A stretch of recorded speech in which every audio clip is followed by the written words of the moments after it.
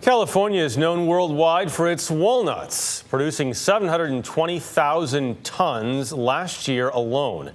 But as Elizabeth Klinge from our Sacramento station KOVR reports, some growers are giving up on the classic California crop. Branch by branch, acre by acre.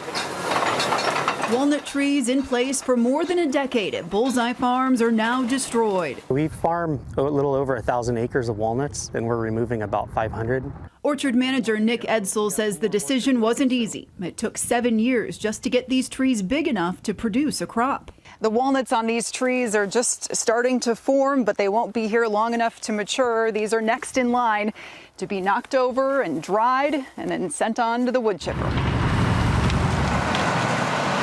In the past, the biggest problem was water. It's become probably our third or fourth worry at the moment. Bill Carrier with the California Walnut Commission says despite high demand for walnuts worldwide, right now California can't deliver. Our number one problem is the shipping issue, definitely. Walnuts have a short shelf life compared to many commodities, so it's a race against the clock to get them loaded onto cargo ships and sent to consumers overseas. So a typical route for a ship is to come over from China to Long Beach, LA, load something there and unload all their cargo of iPhones and whatever else they're bringing, and then pick up some things in Long Beach and then head up to Oakland. But right now, many ships are skipping the port of Oakland altogether and heading back to China empty. So why is that? Prices to bring products from China to the U.S. are soaring, up to $20,000 a container for a trip that takes about a week. But a trip to take walnuts from California to Europe may only pay a fraction of that and require a month or more of travel. If I were a shipping line, I get the economics of it. This month, both California senators joined ag groups across the state in calling for a summit to address the shipping crisis,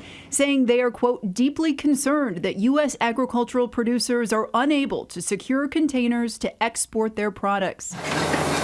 In the meantime, Edsel says prices for walnuts have plummeted, and Bullseye Farms can't afford to wait. If we thought that the market would recover, we'd leave the walnuts in and try to just minimize inputs for a little bit. But instead, these orchards will soon be replaced with rows of tomatoes. For now, a far more reliable crop. For CBS Saturday Morning, Elizabeth Klinge, Sacramento.